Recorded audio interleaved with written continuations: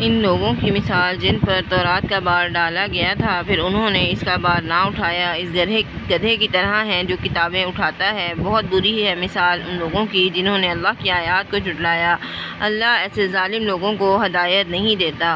ان سے کہو، اے لوگو جو یہودی بن گئے ہو، اگر تمہارا یہ خیال ہے کہ باقی سب لوگوں کے سوا تم اللہ کے چہیتے ہو تو موت کی تمنا کرو، اگر تم اس خیال میں سچے ہو، لیکن یہ اس کی کبھی تمنا نہیں کریں گے اپنے ان اعمال کی وجہ سے جو انہوں نے اپنے ہاتھوں آگے بھیجے ہیں، اور اللہ ان ظالموں کو خوب جانتا ہے۔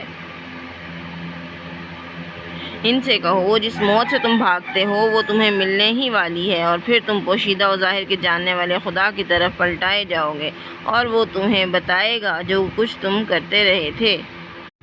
اے لوگو جو ایمان لائے ہو، جب پکارا جائے نماز کے لیے جمعہ کے دن تو اللہ کے ذکر کی طرف دوڑو اور خرید و فروخت چھوڑ دو، یہ تمہارے لیے زیادہ بہتر ہے اگر تم جانتے ہو۔